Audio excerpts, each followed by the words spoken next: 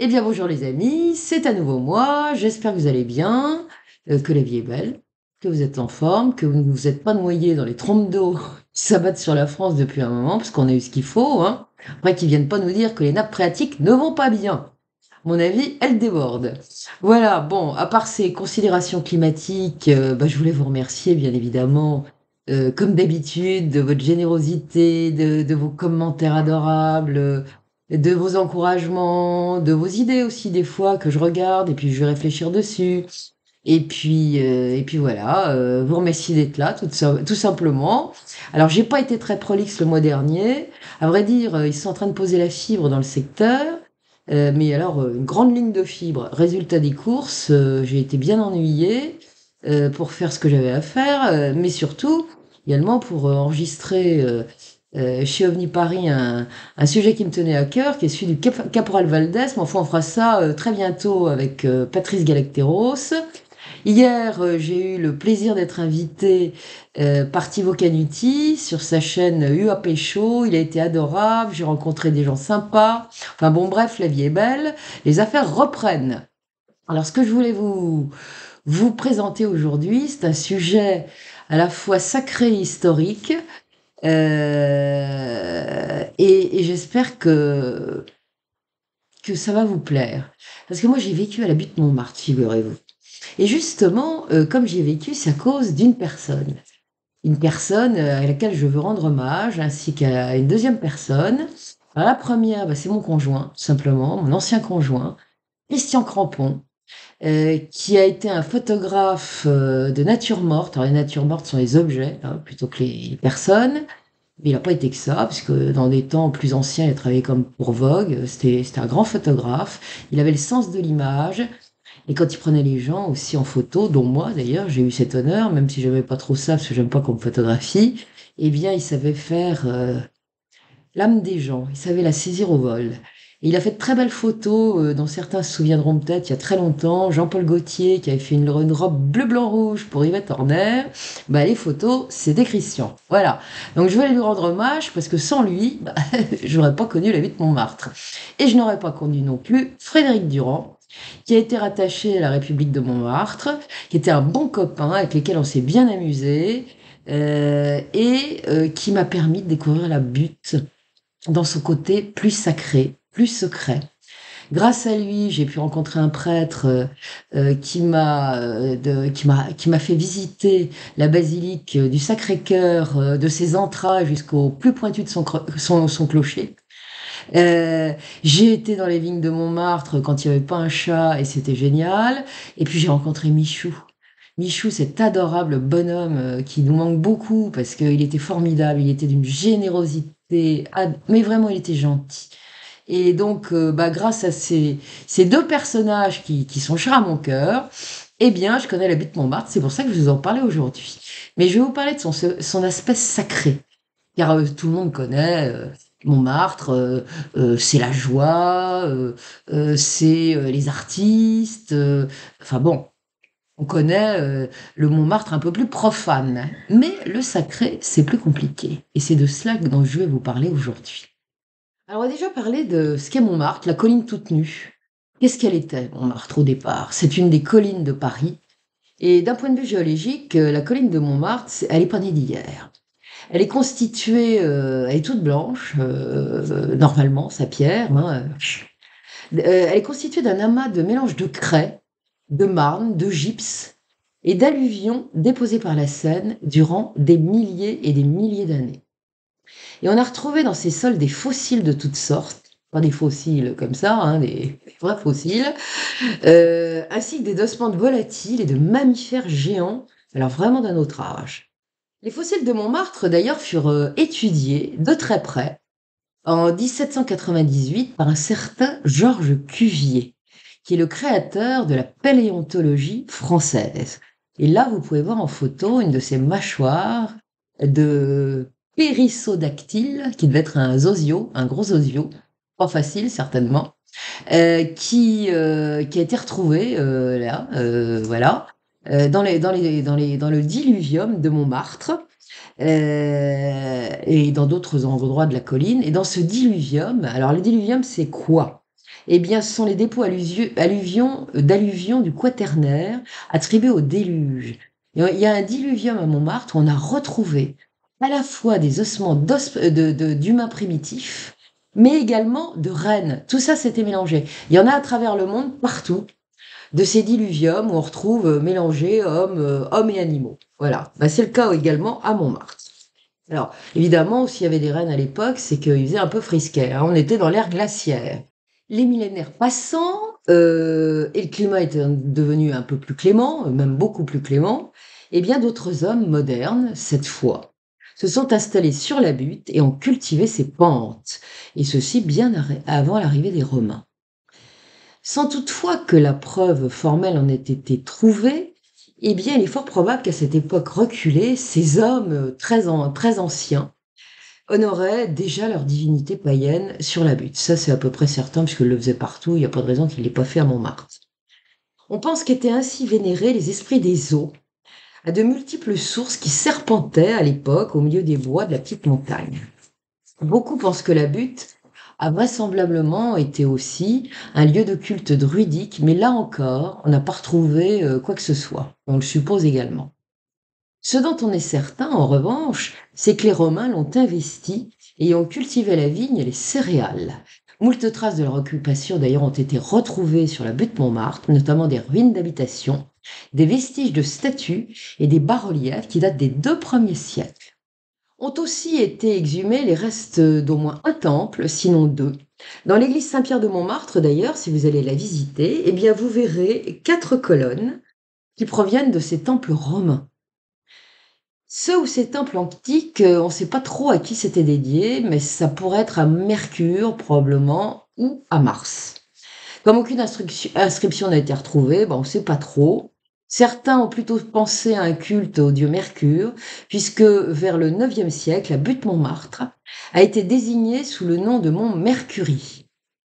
La prononciation populaire aidant, d'ailleurs, on aurait simplifié le mont Mercre, comment ça s'appelait à l'époque, puis en mont Mertre, pour que ça devienne finalement Montmartre, vous voyez. Et pour aller encore dans le sens de ce culte à l'ancien dieu Mercure, on notera que dans d'anciens titres de propriété concernant l'abbaye de Montmartre, dont je vais parler tout à l'heure, l'abbaye des Bénédictines, eh bien, elles vont venir sur la butte au XIe siècle, eh bien, sur leur titre de propriété, on retrouve des terres désignées sous l'appellation de terres du mont Mercure, ou bien encore de temples, des terres du temple du mont Mercure. Puis il y a également une chronique de Frégédère qui date du 8e siècle, qui mentionne aussi que dans les temps du paganisme, un culte à Mars, le dieu romain de la guerre, aurait été célébré à Montmartre, ce qui aurait donné le mont Martis cette fois. Et donc, ça serait devenu après Montmartre. Ainsi, la colline de Montmartre a été très tôt sacrée. Il y avait une vocation sacrée à Montmartre qui n'a jamais failli jusqu'à nos jours, comme vous allez le voir. Alors, je vais parler de l'exploitation du gypse, parce que vous allez voir que cette colline de Montmartre a été très exploitée. La roche de la butte sera exploitée très tôt, en fait, dès l'époque romaine, gallo-romaine. Des carrières seront creusées dans son sous-sol. Ce qu'on va en sortir, eh bien, permettra de construire les maisons de Lutèce. Et on peut dire que les 3/4 des roches de Montmartre ont servi à construire ces maisons de Lutèce. Cette variété de gypse très rare est connue sous le nom de montmartrite. Elle donnait un plâtre très recherché qu'on utilise toujours aujourd'hui d'ailleurs pour sa finesse. Ça a des propriétés exceptionnelles et la particularité de résister comme aucun autre aux intempéries. Dès le XVIIIe siècle, elle a d'ailleurs largement été exportée en Angleterre et en Amérique. On s'en servait beaucoup. Alors cette montmartrite qu'on utilise aujourd'hui, c'est celle d'autres carrières qui sont près de Paris et qui ont des roches assez similaires, hein. Voilà. À divers endroits de la butte se trouvaient des fours où on cuisait ce plâtre avant qu'il soit commercialisé. Des flancs de la butte ont également été extraits un faux albâtre qu'on appelait l'albastrite, connu aussi sous le nom d'onyx de Montmartre. Et avec cette pierre blanche, un peu plus tendre que l'albâtre, eh bien, on a fabriqué divers ornements et des vases. Malheureusement, l'exploitation excessive de cette montmartrite, qui a débuté au 1er siècle de notre ère, va devenir frénétique au XVIIIe siècle et ça va causer de terribles ravages. De nos jours, d'ailleurs, les traces des antiques carrières exploitées jusqu'au XIXe siècle sont encore visibles dans une partie de Montmartre qu'on appelle le quartier des Grandes Carrières. C'est à côté du marché Saint-Pierre. Alors, au fil des siècles, eh bien, une multitude de galeries vont être ainsi creusées anarchiquement dans le sous-sol de la butte et les flancs seront parfois littéralement éventrés, comme vous pouvez voir sur la photo, sur les photos. Et ça ne laissera que de vastes trous béants et même certaines parties de la butte vont complètement disparaître, hein, complètement. Elle était beaucoup plus grande. Autrefois, elle était grignotée au fur et à mesure des siècles. Ce véritable désastre écologique, car c'en sera un, va entraîner une extrême fragilité des sols qui vont s'effondrer souvent. Et ces effondrements étaient connus à l'époque sous l'appellation de trous de carrière. Et j'en reparlerai tout à l'heure, vous allez voir pourquoi. Et arrive à une certaine époque, et notamment au 5e siècle, eh bien, arrive la christianisation à Montmartre. Et bon, vous savez qu'elle est partie de Byzance, ça va se propager sur toute l'Europe, et ça arrive à Montmartre au 5e siècle. Et c'est notamment Saint-Denis qui a vécu au 5e siècle, qui a vraisemblablement été le premier évangélisateur de la cité de Lutèce. C'est quasiment avéré qu'il a subi son martyre dans l'actuelle ville de Saint-Denis, qui porte donc son nom, au nord de Paris. Eh bien, il y a néanmoins une légende montmartroise dont je vais vous parler. Cette légende, qui s'est répandue au IXe siècle, veut que pour avoir refusé de renier sa foi chrétienne, le saint ait été décapité sur la célèbre butte, il aurait ramassé sa tête, puis il aurait cheminé jusqu'à cette ville qui porte aujourd'hui son nom, en tenant sa tête entre ses mains, donc, et il était accompagné d'un ange, hein. L'ange ne l'a pas quitté, et il aurait donc été jusqu'à Saint-Denis. Voilà. Bon. C'est à cette époque d'ailleurs que la butte Montmartre, auparavant connue sous le nom des appellations de Mars, de Mont de Mars et de Mont de Mercure, a été rebaptisée Mont du Martyrium. Pour certains, le nom de Montmartre d'ailleurs vient plutôt de là. Il y a à Hilduin d'ailleurs un moine de Saint-Denis, de la ville de Saint-Denis, et qui a aussi désigné pour la première fois la butte Montmartre sous le nom de Mont Martyrium dans un manuscrit qu'il a écrit en 835 qui relatait la vie de Saint-Denis et qui s'appelait le Passio Sancti Dionysi. Si rien ne permet d'affirmer que Saint-Denis ait pu subir son martyre sur la butte Montmartre, on ne peut en revanche exclure qu'il y soit venu. Comme on ne peut davantage exclure que les chrétiens traqués par les autorités romaines, parce qu'ils ont passé un sale quart d'heure du temps des Romains, les chrétiens, à Paris, à Lutèce, ils soient aussi réfugiés dans ces antédiluviennes carrières de plâtre de Montmartre qui avaient déjà été creusées depuis un moment afin d'échapper aux persécutions. Au IXe siècle, juste avant que les Normands n'envahissent Lutèce, une petite chapelle a été édifiée au sommet de la butte en l'honneur de Saint-Denis, à l'emplacement même d'une église mérovingienne qui date du VIe siècle. On a d'ailleurs exhumé sur le site de Montmartre un certain nombre de cercueils de cette époque mérovingienne. Et cette chapelle dédiée à Saint-Denis va être ravagée par les Normands donc en 885 et elle sera reconstruite après le passage d'un terrifiant ouragan qui va détruire aussi un monument antique en 994. Cet ouragan, c'était une sorte de mini-cyclone. Ça va fondre sur Montmartre. Ça va être terrible, ça va tout ravager, les bois, les champs de céréales, les vignes, parce qu'il y avait déjà des vignes du temps de l'époque gallo-romaine, les champs où poussaient des pois, des fèves, ça nourrissait Paris. Montmartre nourrissait Paris, tout va être détruit. Et beaucoup de Montmartrois de cette époque diront avoir aperçu au plus fort de cet ouragan, selon la dévastation sur son passage, des démons qui auraient pris la forme de cavaliers. En tout cas, ça a été un désastre pour les vignes de Montmartre. Le vin était déjà réputé à l'époque et ça a été très difficile pour eux. Les esprits d'ailleurs ont été si marqués par cette catastrophe qu'elle figure dans les annales historiques rémoises qui datent du Xe siècle et qui répertoriaient à cette époque tous les événements marquants qui pouvaient se dérouler en France. La chapelle dédiée à Saint-Denis va être reconstruite après le passage de l'ouragan et elle sera cédée aux moines de Cluny en 1096. Ils viennent de l'abbaye de Saint-Martin-des-Champs, ceux-là, et une petite communauté d'entre eux va venir s'installer pour un temps sur la butte. Et c'est sur l'emplacement de cette chapelle que sera édifiée, dès 1134, l'église paroissiale de la Butte, comme on la connaît aujourd'hui, c'est-à-dire Saint-Pierre de Montmartre. Enfin, elle n'a pas la même forme à l'époque, elle sera remaniée dans le temps, comme vous allez voir. Et il va y avoir des pèlerinages. Des pèlerinages sur la Butte, ça va commencer très tôt. Ça va commencer au XIIe siècle.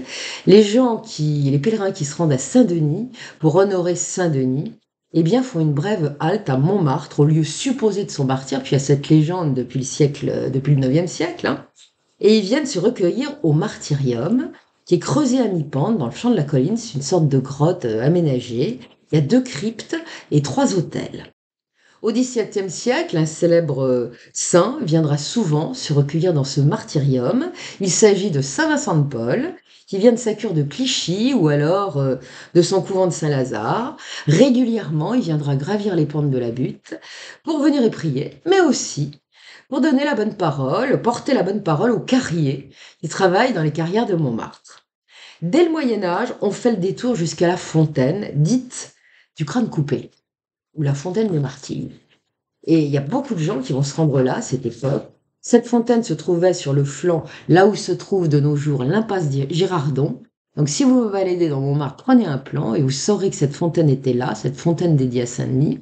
Et on y prêtait à cette fontaine des vertus miraculeuses à la source qui en jaillissait. Voilà. Et une légende a circulé, voulant que Saint-Denis ait lavé dans les eaux de cette fontaine, dans les eaux de cette source plus exactement, parce qu'il n'y avait pas de fontaine à l'époque, hein, qu'il ait lavé sa pauvre tête souillée de sang avant de partir avec son ange jusqu'à Saint-Denis en portant sa pauvre tête. Alors on venait s'y rafraîchir, les pèlerins venaient s'y rafraîchir, s'y désaltérer, et en même temps ils espéraient évidemment le miracle, être guéris de tous leurs maux. Et cette source, eh bien, elle alimentait déjà les flancs de la butte et les gens venaient y boire au temps du paganisme. Et on y pensait d'ailleurs que les déesses habitaient de ces eaux. Dans toutes les sources, il y avait beaucoup de sources sur la butte, il y en avait une bonne quinzaine, hein. Et il se dit également qu'Ignace de Loyola et ses compagnons y seraient venus le 15 août 1534, après avoir prononcé leurs vœux de chasteté et de pauvreté. Au Moyen Âge, les pèlerins qui faisaient une halte sur la butte Montmartre poursuivaient ensuite leur route vers le nord quand ils allaient voir à la basilique Saint-Denis le tombeau du grand saint. Mais il y en a d'autres qui partaient en direction du sud. Et ceux-là, ils faisaient souvent une pierre de coups. Ils faisaient Saint-Denis et ils allaient à Tours. Et à Tours, pourquoi faire? Eh bien, pour honorer Saint-Martin de Tours, qui était extrêmement important, un saint extrêmement important à l'époque. Mais il y en a qui allaient encore beaucoup plus loin vers le sud, ils allaient jusqu'à Compostelle. Parce que par Tours, et à partir de Paris, passe un des grands chemins de Compostelle. Voilà. Après avoir fait une halte à la fontaine miraculeuse, les pèlerins faisaient route vers le sud, qui faisait route vers le sud, rejoignaient l'actuelle rue du Faubourg Saint-Honoré. Ensuite, ils reprenaient cette voie romaine qui menait jusqu'à Tours. Et bien plus loin encore d'ailleurs.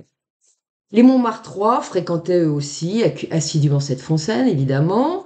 Ils disaient qu'elle guérissait les maux de crâne. Donc, quand on avait mal au crâne, eh ben, on allait se nettoyer la tête et le visage. Et là, il paraît que ça marchait, on n'avait plus mal.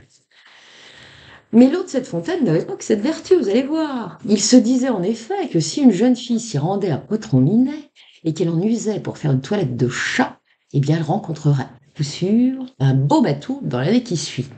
Non pour la bagatelle, bien sûr, mais pour se faire passer la bague au doigt. Et ce matou, elle y serait bien entendu fidèle, puisqu'un dicton disait « Fille qui a bu l'eau de Saint-Denis sera toujours fidèle à son mari ». Bon, pour ce qui concerne du matou, l'histoire ne dit pas si lui serait fidèle à la jeune femme. Voilà, mais enfin bon. Cette fontaine, qui est connue sous le nom de fontaine de Saint-Denis, va disparaître au début du XIXe siècle. Il y a une raison à ça, l'eau n'y coulera plus, puisque sa source tarira brusquement en raison d'un énième creusement de carrière. En 1810, le sol s'affaisse brutalement. Il y a un trou de plusieurs coudées qui va se former, qui va avaler la source, qui ne coulera jamais plus en surface, mais dans les entrailles de la butte. D'ailleurs, la fontaine Saint-Denis ne sera pas la seule des 4 fontaines montmartroises à tarir pour cette raison, parce qu'il y en a 4 encore à cette époque-là, hein. Et ça sera aussi le cas de la fontaine de la Bonneau, de celle de la Fontenelle également. Au XVIIIe siècle, une partie de l'actuelle rue de la Fontenelle va s'effondrer, provoquant, là encore, l'engloutissement de la source qui alimentait cette fontaine. Et bon, toutes les sources vont tarir au XVIIIe siècle, on peut le dire. C'est une catastrophe, alors que depuis l'Antiquité, ça coulait gentiment sur la butte. Là, c'est terminé. L'exploitation des carrières fiche tout par terre. Alors, la fontaine du But, elle est située au pied du fameux château des Brouillards, où vivait autrefois le poète Gérard de Nerval. Et celle-là, elle ne va pas y échapper non plus. En des temps anciens, elle était connue sous le nom de fontaine du Buc, en d'autres termes, la fontaine du Bouc. Et on sait, peut-être, certains d'entre vous le savent, qu'on voyait souvent le dieu Mercure avec un bouc à ses côtés. Donc, et peut-être ce fameux culte au dieu Mercure. La fontaine Saint-Denis et la fontaine du But ou du Buc étaient voisines, mais alimentées par deux sources différentes qui ont tari en même temps, avec cet effondrement de sol de 1810. Et la légende veut que les eaux miraculeuses de cette fontaine du But aient guéri un jour un homme atteint du choléra qui était à sa dernière extrémité, et puis qu'elle guérissait beaucoup de gens. Voilà. Donc c'était la source la source qui alimentait cette fontaine était la plus abondante de toute la butte. Et elle allait, ça allait d'abord à la fontaine et ensuite ça coulait jusqu'à un grand abreuvoir situé un petit peu plus bas. Les animaux venaient s'y désaltérer, les lavandières y lavaient leur linge à grands coups de battoir. Le poète de Gérard de Nerval, qui vivait à deux pas, puisque le château des Brouillards était juste au-dessus, l'a évoqué dans l'une de ses œuvres, qui s'appelle La Bohème galante, et voilà ce qu'il en dit. Ce qui me séduisait, c'était le voisinage de l'abreuvoir qui, le soir, s'anime de chevaux et de chiens que l'on y baigne, et d'une fontaine construite dans un goût antique, où les laveuses causent et chantent comme dans l'un des premiers chapitres de Werther. Très joli. Et en raison du tarissement de la source, il restait plus à la fin du tout 19e siècle, à la toute fin du 19e siècle, que le large bassin dégradé de l'abreuvoir. Les eaux étaient stagnantes, c'était pas très appétissant, les animaux ne venaient plus. Et ces eaux malsaines attiraient les moustiques, donc le bassin va être finalement détruit. Mais l'actuelle rue de l'Abreuvoir, que vous trouverez à Montmartre, a permis de conserver le souvenir de sa présence. Et maintenant, je vais en venir à l'histoire de l'abbaye de Montmartre, qui a été pendant des siècles le lieu le plus sacré de la butte.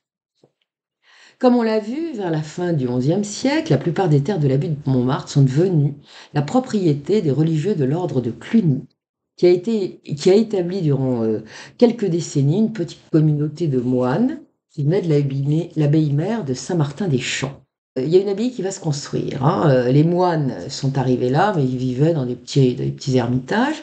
Mais dès 1133, vous avez le roi Louis VI, dit Louis le Gros, qui va nourrir le projet d'installer sur la butte des religieuses. Et tout ça pour l'aider à régler un conflit qui l'oppose à la papauté.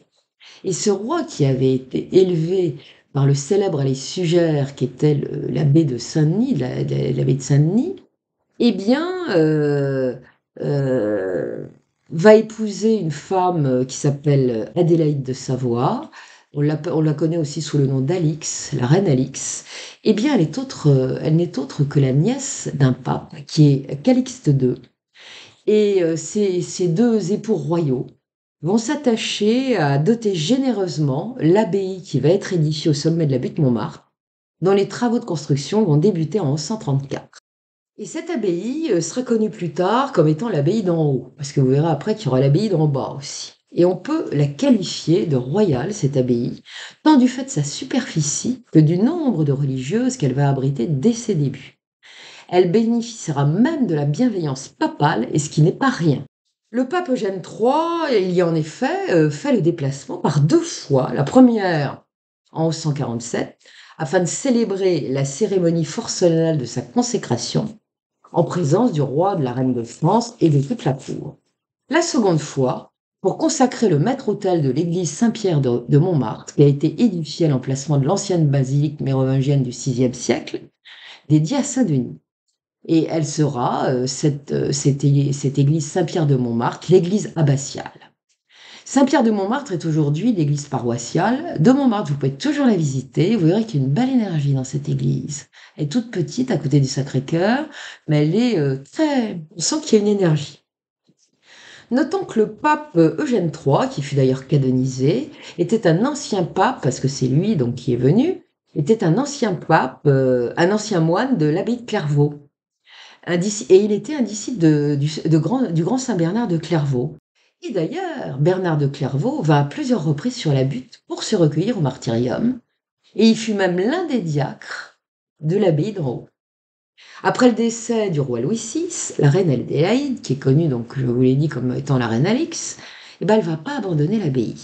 Elle va continuer de lui allouer de généreuses donations, et sentant sa fin proche, eh ben, elle va décider un beau matin de se retirer du monde pour rejoindre la communauté de ses chères sœurs de Montmartre, et elle fera mieux encore, elle prendra le voile. Ça ne sera pas la seule reine de France qui le fera d'ailleurs, parce qu'il y a Sainte Radegonde aussi, dont je parlerai un jour.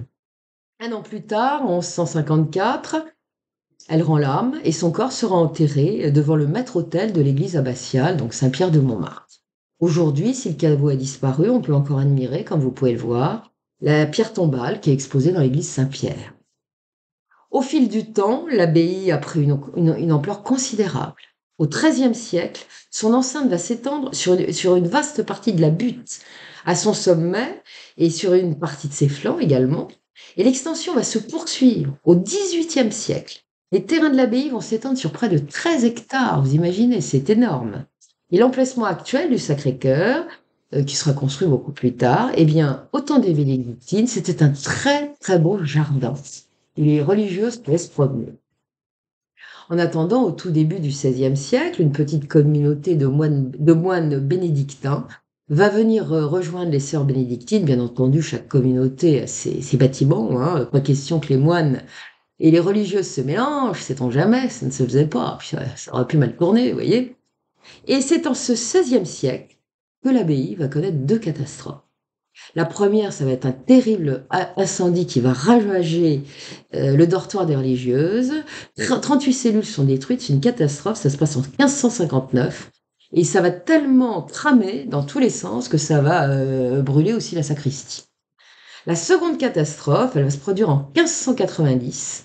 Voilà que les voûtes du martyrium s'effondrent. Et du coup, on va l'oublier pendant un moment. Mais vous allez voir, il va revenir. En 1611, Marie-Catherine de Beauvilliers de Saint-Aignan, qui est alors la très, très dynamique, on peut dire ça comme ça, mère-abbesse de l'abbaye, va entreprendre de faire, comment dirais-je, reconstruire ce martyrium. Et c'est à cette occasion qu'on va avoir une surprise. Parce qu'on avait une crypte, mais on ne savait pas qu'il y en avait une deuxième. Et sous le sol dallé de la première crypte, eh ben, on va découvrir un escalier qui mène à cette autre crypte, dont on avait depuis longtemps oublié l'existence. Et un certain Dubrusson Aubenet, qui tenait chronique à cette époque, va rapporter le fait et décrire dans le détail la crypte oubliée. Voilà ce qu'il dit.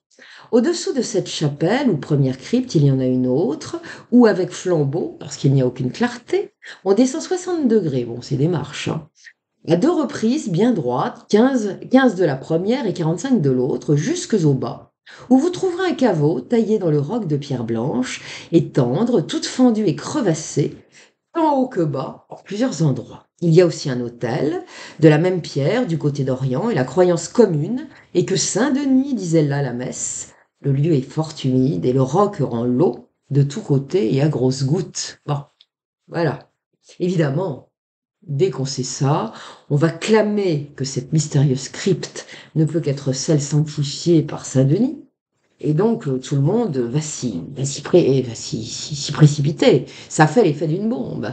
Et la reine Marie de Médicis, qui règne à cette époque, va s'y précipiter, évidemment, avec toute sa cour, et ça fait un monde fou. Mais suite à cela, on va lui emboîter le pas. Et ça sera pas moins de 60 000 personnes qui vont se déplacer en très peu de temps pour contempler le saint lieu. Les dons et les offrandes vont pleuvoir de partout, ce qui va permettre aux religieuses bénédictines de restaurer et même d'agrandir le martyrium et ses cryptes. Et en ce martyrium sera enterré un homme. Il n'était pas religieux, celui-là. Il se nommait Antoine Boisset de Villedieu. Et ce sera le seul défunt qui sera jamais enterré dans le martyrium. Il n'y aura jamais personne d'autre que lui. Alors, qui était cet homme? C'était un musicien de talent, il était très apprécié du roi Louis XIII et de bien d'autres pour ses compositions de musique douce. Et le roi en fit l'intendant de sa chambre et celle de la reine.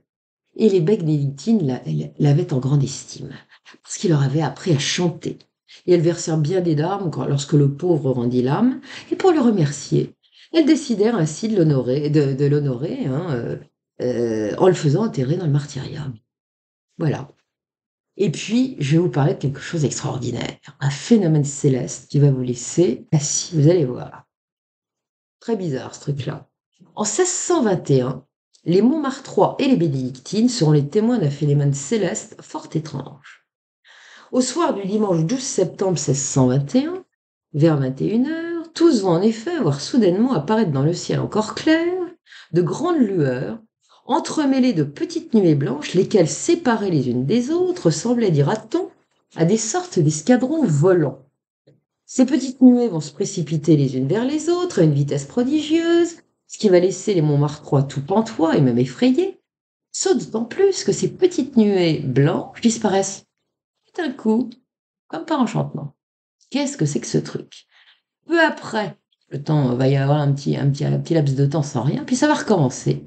D'autres nuées vont surgir, absolument identiques aux précédentes, et on va voir ces nuées se livrer des combats, se lancer avec violence les unes contre les autres. Les témoins de ce singulier ballet diront avoir eu l'impression de voir des lances s'entrecroiser dans un choc furieux, dans un ciel qui était devenu aussi clair qu'à l'heure de midi, diront-ils. On y voyait comme en plein jour. Tiens donc. Et ce phénomène céleste, bah, ça rappelle, moi je trouve, certains combats aériens d'antan. Et notamment, comme vous pouvez le voir sur la photo, un combat qui a été représenté et qui s'est déroulé le 14 avril 1561 au-dessus de la ville de Nuremberg. Et ça, c'est assez célèbre, dans les annales ufologiques d'ailleurs. Et au milieu de ces nuées blanches, diront les témoins Montmartrois, ces nuées blanches qui continuent de se combattre et de s'entrechoquer, va apparaître quelque chose qui va laisser pantois les bonnes gens. Bon, les Parisiens, les gens de la plaine Saint-Denis regardent aussi que c'est assez stupéfiant. Et ça sera comparé par les gens à une sorte de grande tente ou un pavillon de guerre sur laquelle les petites nuées vont se mettre là encore à lancer ce qui est décrit comme des lances et des flashs. Et cette joute des célestes va quand même durer 1 heure. Donc ça ne peut pas être un phénomène météo. Cet étrange combat aérien aura duré en tout et pour tout de 9h du soir à 2h du matin. Des Parisiens donc ont été témoins, tout le monde a vu, et on va se poser moult questions. Les savants de l'époque vont chercher évidemment fébrilement une explication à ce phénomène parfaitement ahurissant, et certains attribueront ça à la réverbération de la mer qui, à ce moment, devait certainement, diront-ils, être agitée par une terrible tempête, tandis que des orages faisaient rage. L'ennui, c'est que la mer, c'est loin de Paris, et surtout que le spectacle s'est déroulé à l'est, plutôt vers l'est de Paris. Et donc, évidemment, la mer étant à l'ouest, je ne sais pas comment ils ont décidé de penser à une chose pareille. Mais enfin bon, d'autres savants vont dire: «Oh bah non, c'est plutôt des lueurs qui proviennent des astres». Et puis aussi, il y a certainement des chiffres qu'il convient de déchiffrer. Finalement, on n'en saura trop rien.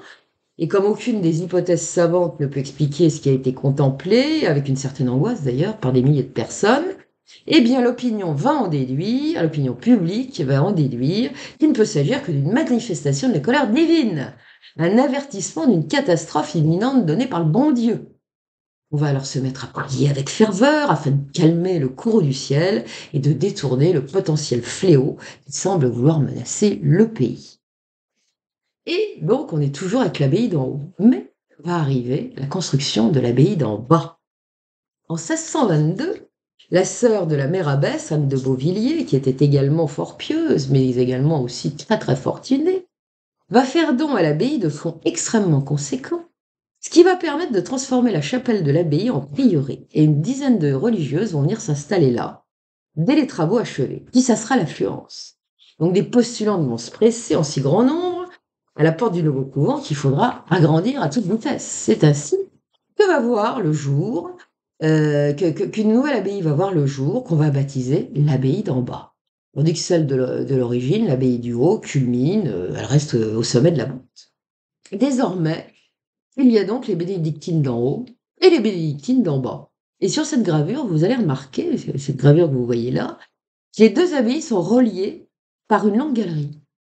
Et cette galerie voûtée, qui mesure quand même 400 mètres, c'est pas rien, va être construite à flanc de colline et elle permet aux sœurs de se déplacer d'une abbaye à l'autre sans se mouiller les jours de pluie ou sans être atteintes, enfin, s'il y a de la neige, c'est tranquille.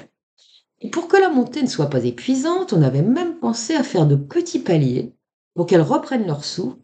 Et puis, il va y avoir aussi, construit à mi-pente, enfin à mi-parcours, une vaste chapelle consacrée à Notre-Dame de Lorette, richement décorée. Et ça va leur permettre évidemment de prier, de se reposer un petit peu quand elles font la montée ou la descente d'une abbaye à l'autre. Toutes ces bénédictines de Montmartre vivaient sous clôture, elles n'étaient pas autorisées à sortir, pas du tout. Et sauf dans des cas très précis, l'incendie, la famine extrême, les ruines ou la démolition des bâtiments. Évidemment, bon, aussi des périls qui pourraient s'avérer imminents, mais c'est tout, rien. Et la règle qu'elle devait respecter au XVIIIe siècle était fort stricte. Vous allez voir, on ne recevait pas aisément des visites, en tout cas pas celles de n'importe qui. Et cette règle prévoyait même que si le roi et la reine de France s'en venaient frapper à la porte des bénédictines, eh bien celles-ci devaient absolument refuser de les héberger. À défaut de quoi les souverains risquaient l'excommunication, rien de moins que ça. Voilà ce que disait la règle. Si notre roi très chrétien, la reine, le dauphin et sa femme demandent l'entrée, qu'ils entrent avec le moins de suite que vous pourrez obtenir, sans néanmoins qu'ils y présument coucher, s'ils veulent éviter la sentence d'excommunication. Ça rigole pas. Et cette restriction surprenante ne relève certainement pas du hasard. En fait, elle a certainement été la conséquence d'un épisode pour le moins sulfureux qui a impliqué le roi Henri IV. Ben oui, une fois de plus, celui qui a mis la poule au pot au repas du dimanche n'a pas failli à sa réputation de tombeur invétéré. En 1590, lors du siège de Paris, le bon roi a décidé de déplacer des troupes sur la colline de Montmartre et 2 pièces d'artillerie afin de bombarder la Ligue. Et tant qu'à faire, il est allé demander refuge aux religieuses de l'abbaye de Montmartre. Il a donc passé une nuit, voire plusieurs, entre ces murs. Et il se dit que la première nuit aurait été fatale à la réputation de sa mère abbesse, la belle et jeune Claude de Beauvilliers de Saint-Aignan, seulement âgée de 17 printemps. Elle était bien jeune hein, pour une mère abbesse, mais enfin bon. Et la pauvre n'aurait pas réussi à résister comme il l'eût fallu aux avances empressées du Royal Serial Lover. Et lorsqu'elle reviendra, ensuite, elle descendra dans la vallée, si je puis dire, au palais royal pour aller remercier Henri IV, le bon roi. Eh bien, il lui a donné des aides, hein, certainement pour dédommager ces religieuses, mais aussi pour les aider. Parce que figurez-vous, il y a cette période, Paris était en émoi, c'était la guerre, et il y a eu une famine absolument atroce. Et il se dit que ça a été tel que les gens se sont mangés entre eux. Il y a eu des actes de cannibalisme, vous vous rendez compte? Les animaux, les chiens, tout le monde y est passé, les chats, puis après, ils sont passés à autre chose, vous vous rendez compte? Donc, voilà. Le bon roi est venu se faire remercier par la bénédictine, puis tant qu'à faire, pour le remercier vraiment jusqu'au bout, elle va accepter d'atterrir dans son lit. Et pour la convaincre de succomber à ses avances, quand même, il lui a fait un petit discours. Hein. Il lui aurait déclaré qu'il avait beaucoup d'agréments dans sa personne, qu'il était fort dommage qu'elle soit enfermée dans un couvent. Et il se trouve que cette abbesse était une de ces filles aristocrates qu'on mettait au couvent dès l'enfance. Elle était arrivée à 2 ans à Montmartre, elle avait été élevée par les religieuses, et la pauvre n'avait pas la vocation. Donc évidemment, quand le ver galant lui a fait des avances, et qui plus est, il avait l'aura d'un roi, elle est tombée comme une crêpe. Voilà, faut dire les choses. Et elle l'a suivi comme un seul homme, si je peux me permettre, jusqu'à Senlis. Cependant, la liaison va être un peu contrariée dès le début, parce qu'Henri IV, il va pas s'empêcher de pouvoir frétiller pour une autre religieuse qui est dans une autre abbaye. Et bon, ça va pas durer longtemps, il va revenir vers la belle abbesse de Montmartre. Mais alors, va y avoir, ça va pas durer encore, vous allez voir pourquoi, parce que va arriver Gabrielle d'Estrées. il va offrir sa connaissance, Henri IV. Elle est autre que la cousine de la jeune mère abbesse de Montmartre. Contrairement à ce que dit la légende, d'ailleurs, c'est pas cette jeune abbesse qui a présenté au roi sa cousine. Non, non.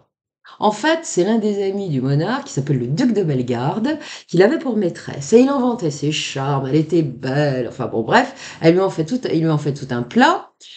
Faut dire qu'il se vante un peu, parce qu'en général, c'est le roi Henri IV qui tombe les plus belles, hein. Et là, piqué au vif, Henri IV se dit, elle peut pas être aussi belle que l'abbesse de Montmartre, hein, ma belle petite abbesse.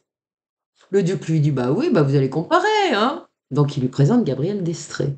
Et là, le roi en est complètement amoureux sur le coup, il est figé sur place, le coup de foudre, et elle va quand même durer, Gabrielle d'Estrées, hein, voilà. Donc délaissée dans l'instant, évidemment, à la porte, la jeune abbesse regagne Montmartre, la tête basse, elle va bien vite être oubliée. Bon, vu ce qu'elle a fait et l'affaire s'étant ébruitée, sa réputation est perdue, ça va de soi. Il dit d'ailleurs que par sa faute, les Parisiens auraient qualifié l'abbaye de Montmartre de magasin des putains. Bon, en tout cas, la pauvre jeune Claude de Beauvilliers va définitivement quitter la butte, mais le roi, qui est un brave homme, pour se faire pardonner, fera en sorte qu'elle soit désignée mère abbesse d'une abbaye qui vient de se construire, qui est celle de Pont-aux-Dames. Voilà. Et puis, quelques années plus tard, arrive une autre mère abbesse qui succède à celle qui avait succédé à la jeune abbesse, et celle-ci s'appelle Marie-Catherine de Beauvilliers. C'est la sœur cadette. Et celle-là va devenir donc mère abbesse des Bénédictines de Montmartre, et ainsi l'honneur des Beauvilliers sera enfin lavé. Voilà. Et puis, le temps passe. On change de siècle. Les bâtiments de l'abbaye d'en haut, mal entretenus faute de moyens, deviennent vétustes, dangereux, au point de n'être plus habitables. Les Bénédictines du haut vont donc se résoudre à les quitter, et c'est ainsi que le 8 décembre 1686, jour de la fête de la Vierge, eh ben, elles vont abandonner pour toujours l'abbaye du haut pour rejoindre leur sœur bénédictine de l'abbaye du bas. Évidemment, on va agrandir avec les pierres laissées à l'abandon des bâtiments du haut, et ben on va agrandir le bas, hein, évidemment. On va réparer aussi ce qui se casse déjà la figure. Et puis voilà. Et là, une fois que c'est fait, eh bien, les religieuses vont ouvrir un pensionnat de jeunes filles où on va leur dispenser le savoir, la bonne éducation. Aux grandes, on va même leur enseigner des notions d'arithmétique. Et bien évidemment, les sœurs continuent à apporter leur aide aux pauvres de la butte et à quelques Parisiens. Leur réputation redevient donc sans tache et les Montmartrois les apprécient à nouveau et les respectent. Et arrive la Révolution française.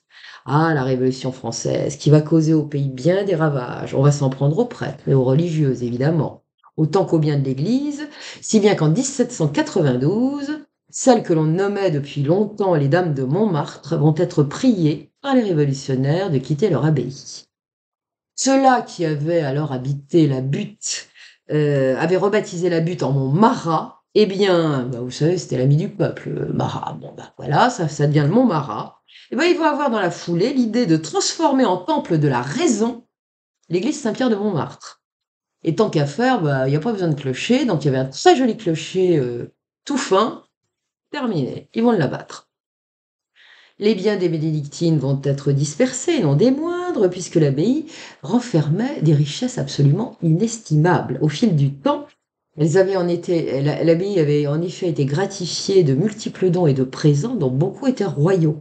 Et pour citer un exemple, il y avait une très belle statue faite d'albâtre et de marbre blanc qui représentait le grand Saint-Denis agenouillé avec sa tête entre les mains. Celle-ci avait été offerte à l'abbaye par la reine Anne d'Autriche. Évidemment, les révolutionnaires qui pillent tout vont s'en emparer, mais heureusement, je pourrais même presque dire miraculeusement, eh bien cette statue ne disparaîtra pas à jamais, comme à peu près tous les biens qui ont été confisqués par les révolutionnaires.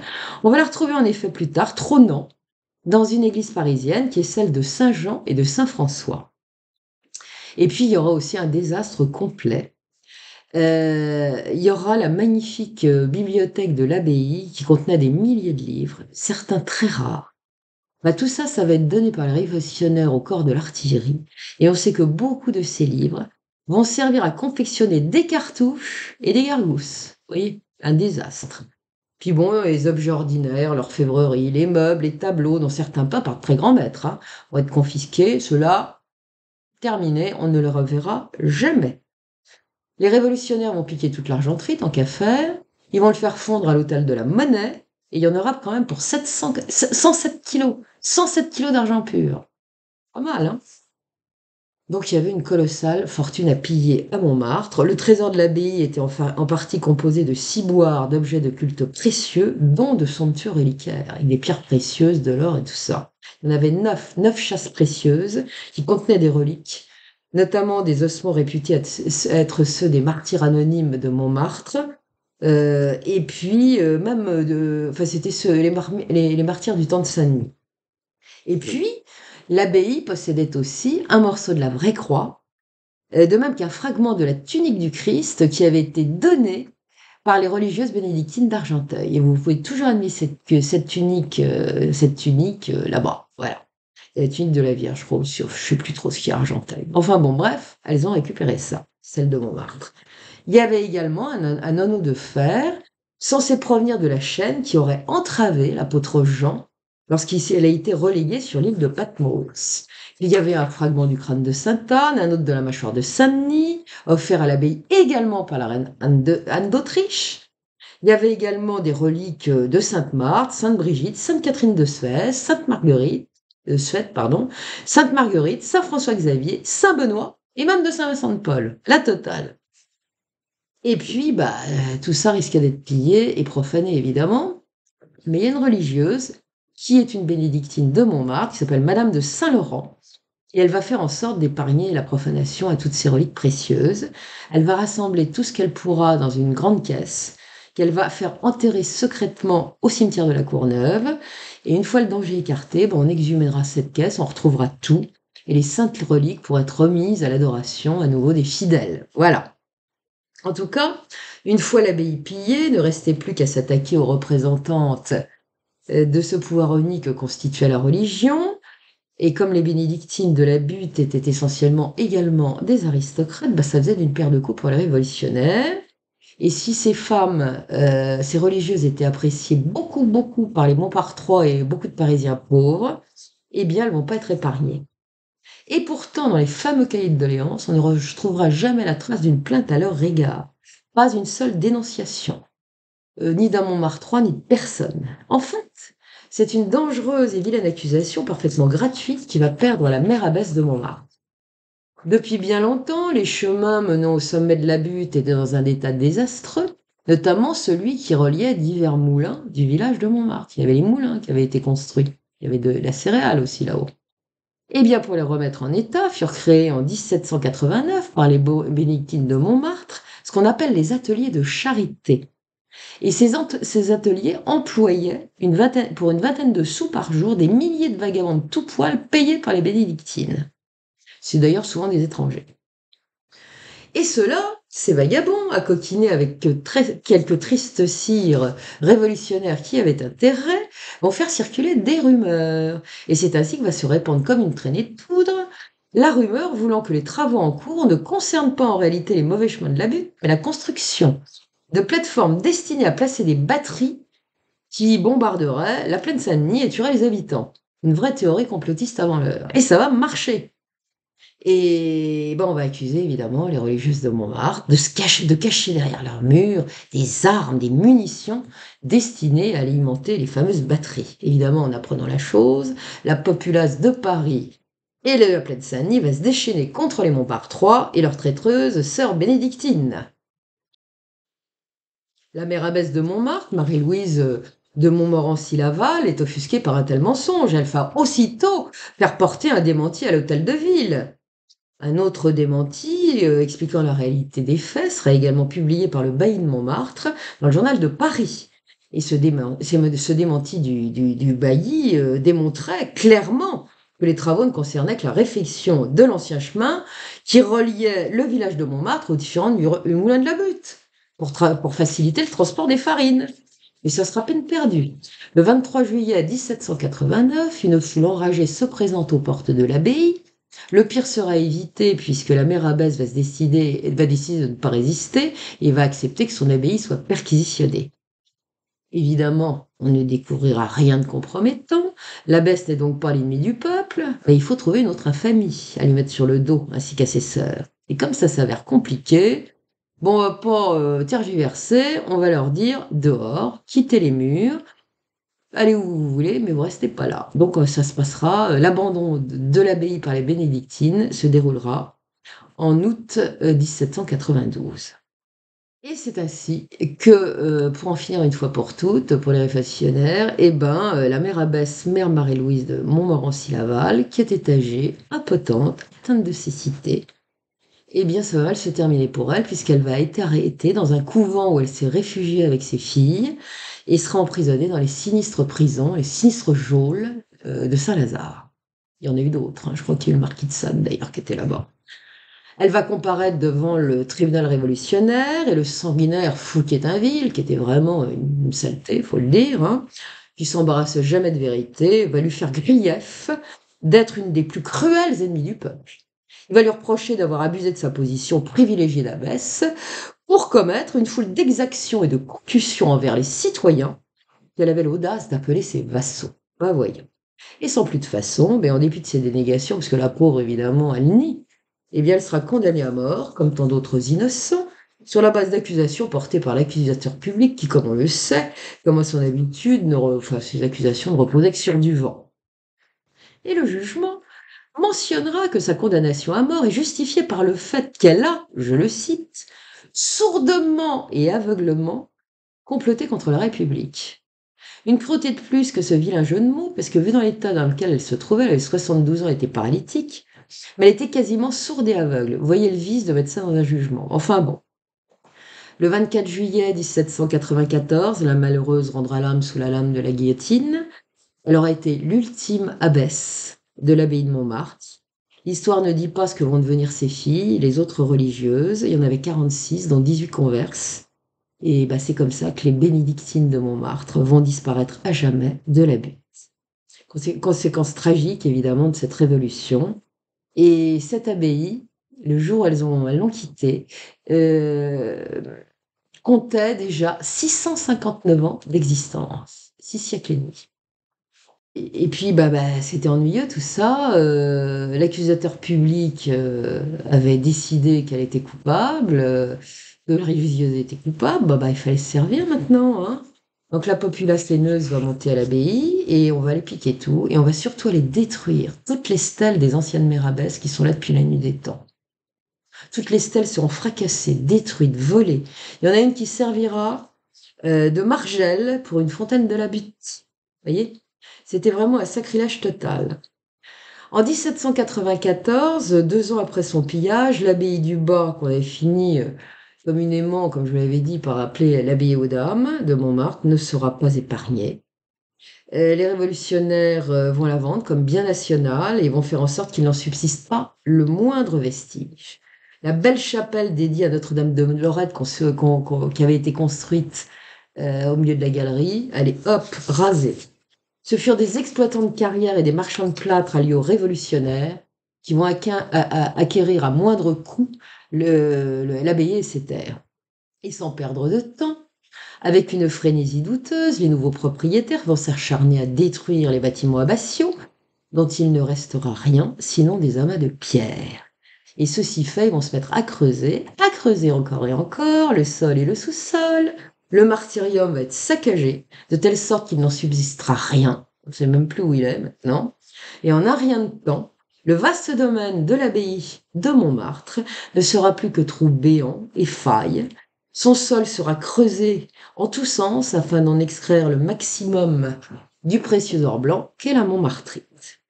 Et c'est à ce moment que la butte Montmartre, maltraitée comme jamais, va commencer à craquer de partout. Il se produit effondrement sur effondrement. On entend de temps à autre de sinistres grondements qui proviennent des entrailles de la terre. La terre tremble. Certains vont dire à cette époque que c'est comme si un volcan était en train de se réveiller. On approchait peu à peu du chaos final.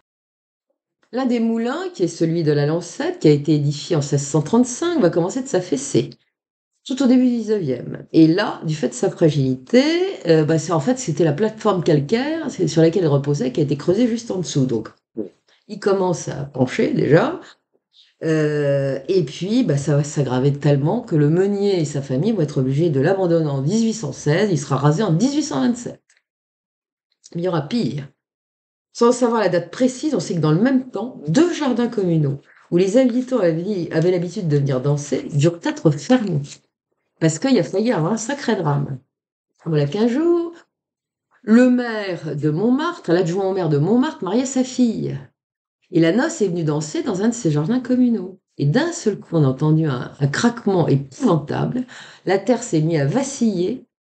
Tous vont manquer d'être engloutis dans le trou qui s'est formé d'un seul coup.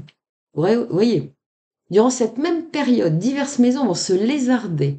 À maints endroits de la butte, on entendait de temps en temps des craquements terribles, comme des explosions. Et les maisons durent être évacuées. Il y a eu une sérieuse alerte le 16 août 1843. Entre 1 heure et 2 heures du matin, les Montmartrois du flanc ouest de la butte vont être réveillés en sursaut par une terrible secousse, comme un séisme, hein. Les maisons vont se lézarder, les pierres vont tomber, des murs, terrifiés, les gens vont se mettre à courir dans tous les sens dans la rue, hein. Et là, va y avoir un immense éboulement dans une carrière souterraine et ça va descendre les maisons. 19 novembre 1843, 3 heures du matin, nouvelle secousse. Et là, c'est sur le versant opposé de la butte que 3 maisons vont à moitié disparaître dans les profondeurs. Et là, c'est toujours les carrières qui sont en cause. Mais cette fois, c'était des carrières, en fait, sur ce dernier problème. Il y a eu des glissements de terrain. C'est-à-dire qu'ils avaient fait des trous à flanc de coteaux, ils creusaient partout, hein, comme vous pouvez le voir sur la photo, c'était creux partout. Et avec les pluies diluviennes de l'automne, bah, tout ça, ça va glisser. La glaise est gorgée d'eau et ça va faire un glissement de terrain et tout va partir, hein. La moitié, enfin une partie du versant, voilà. Lorsque l'exploitation des carrières va enfin cesser, on va procéder à des remblais, à la construction d'un mur, pour éviter de nouvelles catastrophes. Bah oui, il fallait arrêter. Et très inquiets de la tournure que prennent les choses, bah, les Montmartrois vont tirer la sonnette d'alarme à plusieurs reprises. Ils vont être soutenus par leurs élus. Pourtant, la préfecture de la Seine ne réagit pas. Elle prend tout son temps. Et ce n'est qu'à la fin des années 1840 qu'elle va enfin tendre l'oreille. On va interdire évidemment enfin toute nouvelle exploitation souterraine et l'arrêt définitif de l'exploitation de toutes les carrières en cours. Il va falloir combler, remblayer, rogner de multiples portions de la butte afin de combler les trous et les excavations, aplanir autant que l'on peut. Et après cette ultime offense de la cupide industrie plâtrière, eh bien on peut dire que la butte ne retrouvera jamais, jamais son aspect harmonieux de l'origine. Et c'est pour ça que on va construire avec toutes les difficultés qu'on sait, parce que je peux vous dire que pas très loin de chez moi, il y avait quelques immeubles qui étaient étayés avec de gros étais, parce que ça bouge toujours, ça n'arrête pas, hein. Voilà. En attendant, cet épisode tardif de fermeture des carrières aura un avantage, ça va débarrasser Montmartre de tous ces vagabonds, de ces vauriens, de ces voleurs et de ces ivrognes qui avaient trouvé refuge dans les carrières désaffectées. On dit qu'il y avait également des rituels un peu bizarres qui se passaient là-bas. Donc la délinquance et la criminalité vont baisser de ce fait notablement, et c'est toujours ça de prix à défaut du reste. Le temps passant, ce qui reste encore de symbole d'un passé religieux à Montmartre, en l'occurrence l'église Saint-Pierre, eh ben, ça tombe en décrépitude, pour ne pas dire en ruine. La tourmente révolutionnaire étant passée, les Montmartrois, qui n'avaient pas perdu la foi, vont revenir dans leur église, mais alors il n'y a pas de curé, hein.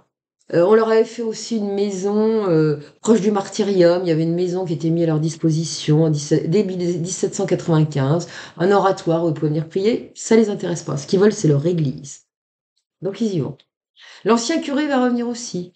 Alors celui-là, il avait prêté le serment hérétique, hein, pour sauver sa peau. C'était comme ça, les curés au départ, hein, bah, sinon ils étaient morts. Donc il va reprendre ses fonctions à l'église Saint-Pierre de Montmartre. Et la messe va de nouveau être célébrée. Et gars, hélas, l'endroit est dangereux. Il n'est pas rare que de temps à autre, des pierres se détachent de la voûte.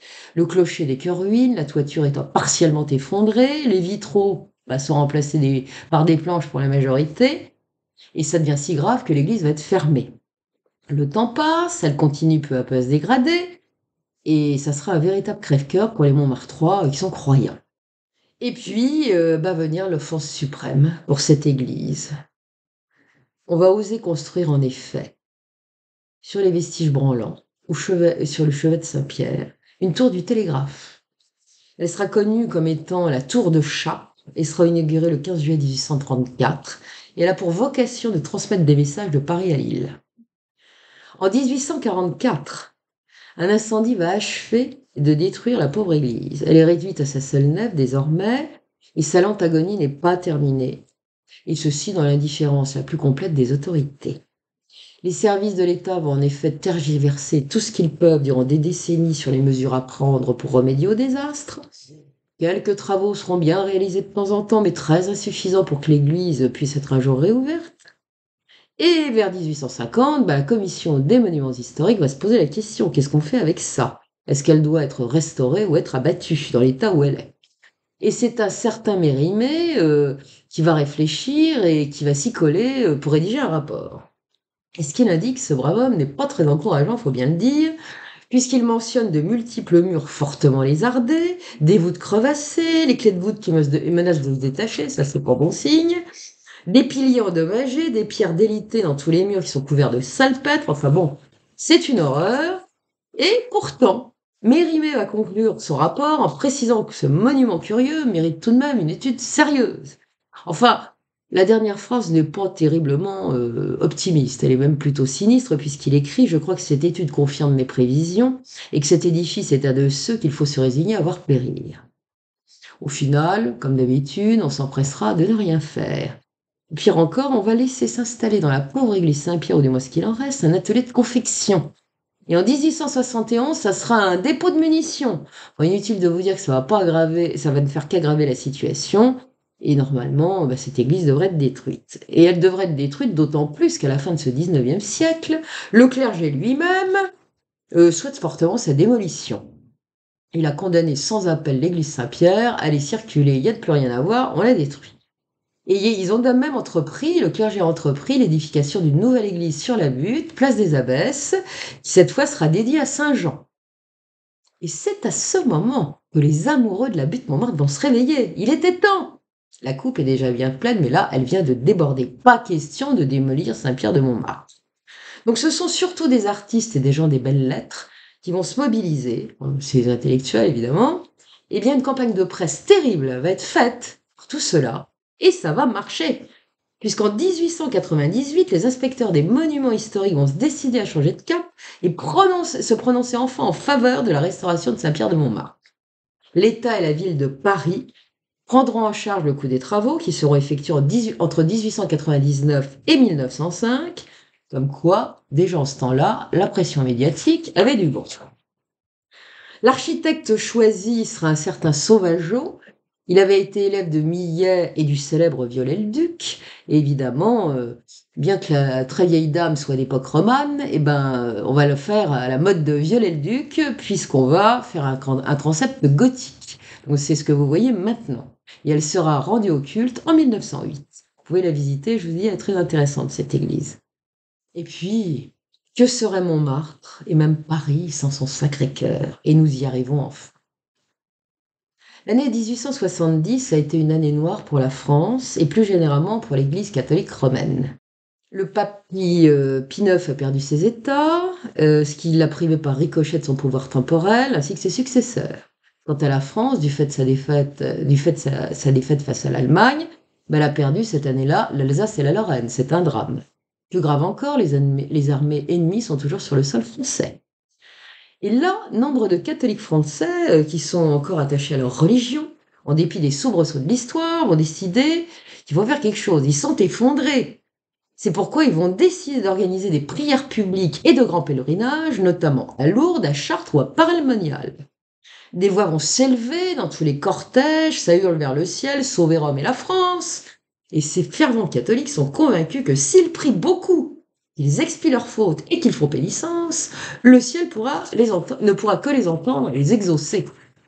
Et il se trouve que depuis un certain temps, s'est développée en France une profonde dévotion au Sacré-Cœur de Jésus.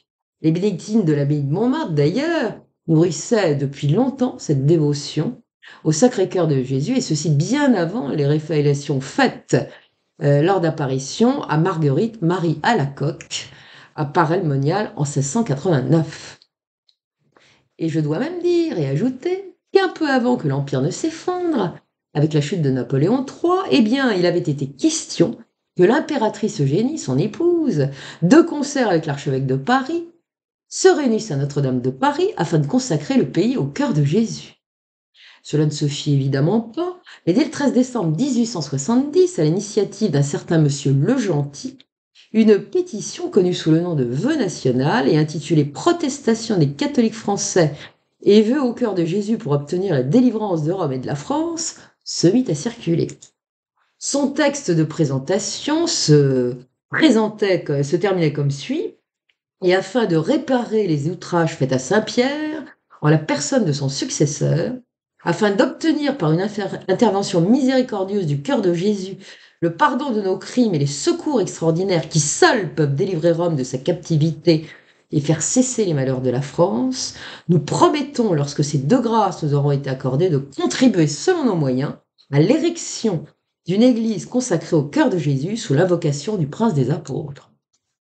Voilà. La pétition, ou plutôt le vœu, va se mettre à circuler dans tout le pays et même s'exporter en Suisse, figurez-vous. Mais comme il y avait du tirage entre les divers groupes de catholiques, dont certains ne voulaient pas propager cette pétition, même s'ils avaient accepté de la signer par ailleurs, le sieur Legenty va être obligé de rédiger un nouveau texte. Un autre vœu national va donc circuler dès le 24 janvier 1871. Et cette fois, il est demandé de soit ériger à Paris une église consacrée au Sacré-Cœur de Jésus. Le texte de ce vœu ne faisant pas encore l'unanimité, Rome va décider de s'en mêler. Et c'est ainsi qu'un nouveau vœu national va circuler, lequel au final demande exactement la même chose, en l'occurrence l'édification à Paris d'une église consacrée au Sacré-Cœur de Jésus. Pie IX va bénir le projet des évêques français, les encourager, et les communautés de religieuses de tous bords vont soutenir de toutes leurs forces maintenant le projet. En fait, le seul qui traîne encore un peu la patte, c'est Monseigneur Guibert, ancien archevêque de Tours, devenu archevêque de Paris. Oui, puisque la basilique doit être édifiée sur la base d'un vœu national, il lui appartient d'en conduire et d'en surveiller les travaux. Autant le dire, cette perspective ne l'enthousiasme pas follement. Il aurait beaucoup préféré se contenter d'une belle bénédiction lors de la messe de consécration. Bon, enfin en définitive, va se fondre une longue lettre, qui va être rédigée d'ailleurs le 18 janvier 1872, qui va être considérée comme la charte de la fondation de la basilique du Sacré-Cœur de Montmartre. Le 31 juillet 1872, le pape Pie IX va adresser à son tour une lettre chaleureuse au Conseil de l'œuvre du vœu national, et c'est ainsi que le projet d'édification du Sacré-Cœur de Montmartre sera officiellement et définitivement approuvé. Dès lors, les adhésions des Français qui avaient débuté en 1871 vont se multiplier, tout comme les dons. Et en 1872, déjà 600 000 francs étaient en caisse. Et les francs de l'époque, c'était de l'argent, hein. La question se posait désormais, où est-ce qu'on va la construire, cette fichue grandiose basilique? Alors on va envisager la place de l'Opéra, celle du Trocadéro, on va penser aussi à la rue de Rivoli, parce qu'il y a un emplacement qui l'aurait permis. À l'emplacement de l'hôtel intercontinental que vous voyez rue de Rivoli, avant il y avait le ministère de la guerre. Et le ministère des Finances, pardon. Et il se trouve qu'il a été incendié pendant une semaine d'émeutes terribles pendant la Commune, en 1871. Donc là, celui-là, rien n'a été reconstruit là-dessus, il est vacant. Pourquoi pas faire la basilique du Sacré-Cœur là-bas? Mais c'est compliqué. C'est compliqué, ça enthousiasme pas tellement Monseigneur Guibert, finalement. Alors il écume, il arpente, en secret, les rues de la capitale. Et puis un jour, il va tomber sur le truc, c'est l'idéal, ça le séduit complètement. En fait, c'est la baie de Montmartre. Un matin d'octobre 1872, il gravit la butte et parvenu au sommet, il voit le brouillard qui s'étend sur Paris qui est à ses pieds. Et lorsque peu à peu les nuages se dissipent, il voit la capitale sous le soleil. Et là, il est ébloui, il se dit, c'est là que ça doit être et pas ailleurs. Et le prélat qui l'accompagne rapportera ce qu'il s'est écrié alors. C'est ici que sont les martyrs, c'est ici que le Sacré-Cœur doit régner, afin d'attirer tout à lui. Au sommet de la colline où le christianisme prit naissance parmi nous, dans le sang de nos premiers apôtres, doit s'élever le monument de notre régénération religieuse. La cause est donc entendue. Le comité du vœu national va approuver le choix du cardinal-évêque. Hélas, il y a un bémol. Reste en effet à obtenir l'accord des propriétaires des terrains. La plupart sont des particuliers, donc ça devrait aller, mais le reste, c'est la propriété de la ville de Paris, et c'est la plus grosse partie d'ailleurs. Pour cette raison, on n'a pas d'autre choix que de s'en remettre à l'avis de l'Assemblée nationale, et pour ce faire, reconnaître par une loi spéciale que le projet est d'utilité publique. Sinon, on ne peut pas faire les procédures d'expropriation. Et voilà que ça commence à discuter. Et lors d'une conversation informelle, le ministre des Cultes va indiquer qu'il ne s'y oppose pas, mais celui de la guerre ne va pas l'entendre de cette oreille. Bah oui, il va dire tout de go à l'archevêque qui est là aussi qu'il n'en est pas question, parce qu'il a l'intention de faire édifier sur le haut de la butte, au son sommet, un fort entouré de fortifications. Il est bougon et il dit à la fin de l'entretien: laissez-moi bâtir ma forteresse, elle vaudra bien la vôtre. Voilà ce qu'il balance à l'archevêque. Bon, ça commence bien. Ça se présente plutôt mal, même dirais-je. Mais l'archevêque ne se décourage pas. Pour autant, le 5 mars 1873, il va adresser une lettre circonstanciée au ministre des Cultes, le priant officiellement de demander au gouvernement de présenter à l'Assemblée un projet de loi, en soulignant que l'édification de la basilique ne coûterait strictement rien à l'État, que tout serait financé par les fidèles. Ça va évidemment engendrer des oppositions, des querelles politiques, mais le projet de loi sera tout de même adopté le 24 juillet 1873 par 362 voix contre 138, ce qui est un exploit. Ceci fait, le pape Pie IX va envoyer évidemment sa bénédiction papale et son obole à l'archevêché. 20 000 francs, pas rien. Et au début de janvier 1874, il y avait déjà 1 million de francs dans les caisses. Vous vous rendez compte? Les architectes ont commencé de travailler d'arrache-pied, c'est ainsi que pas moins de 78 projets vont être présentés. Ceux-là seront exposés dans une salle du Palais de l'Industrie qui se trouve au bas des Champs-Élysées, et afin que les Parisiens, les souscripteurs, puissent venir admirer tout ça et donner leur avis peut-être. Et il faut bien l'avouer, notre bon Monseigneur Guibert va être un peu déçu. Le prélat rêvait une belle cathédrale gothique. Sauf que, il y a 4 projets seulement qui donnent dans ce sens-là, et le reste, c'est pas tout à fait ça. Et puis finalement, le jury va retenir le projet d'un certain Abadie, par 12 voix sur 18, et cet architecte s'est inspiré des cathédrales de Périgueux et d'Angoulême, mais enfin, vous voyez ce que ça donne maintenant. Donc les partisans du gothique vont être amèrement déçus, ils vont le faire savoir haut et fort, évidemment. Monseigneur Guibert fera, contre mauvaise fortune bon cœur, l'essentiel c'est qu'il ait sa basilique. On va pas perdre de temps. Les terrains sur lesquels doit s'élever la basilique sont soigneusement examinés, sondés. Le sous-sol de la butte est un gruyère, du fait des carrières, qui ont été anarchiquement creusées pendant des siècles. Et donc il faut être prudent pour éviter des catastrophes totales, parce que les effondrements, dans les travaux, ça risque. Et la ville de Paris va se décider quand même à apporter son concours en faisant intervenir ses services les plus compétents. C'est pas si mal que ça. La première pierre de la basilique sera posée le 16 juin 1875 lors d'une belle cérémonie qui sera célébrée par Monseigneur Guibert, qui s'est tant battu pour que celle-ci voie le jour. La date retenue ne relève pas du hasard puisqu'elle correspond au 200e anniversaire des révélations faites à Marguerite Marie à la Coque, Sacré-Cœur de Jésus. Et la cérémonie sera grandiose, vous voyez, il y a du monde. 12 000 fidèles ont grimpé sur la butte. Jusqu'ici, c'était qu'un plateau nu, comme vous le voyez. Avant que la pose de la première pierre n'arrive, il y a une messe basse qui va être célébrée à Saint-Pierre de Montmartre, à l'ancienne abbatiale, donc des Dames de Montmartre, qui a retrouvé de sa superbe, évidemment, puisqu'on l'a fait rénover complètement. Et après cette messe très recueillie, on part en procession vers le chantier.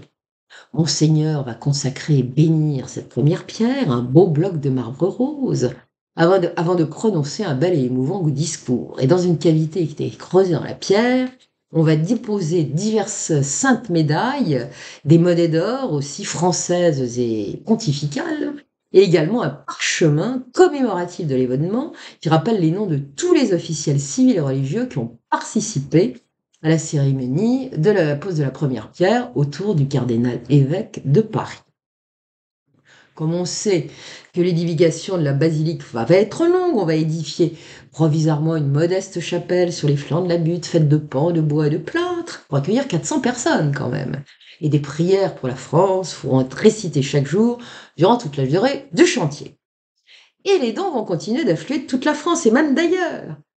Pour la période du 5 août 1871 à décembre 1874, arrivent dans les caisses 1 796 225 francs, dont 821 926 francs rien que pour l'année 1875. C'est pas si mal.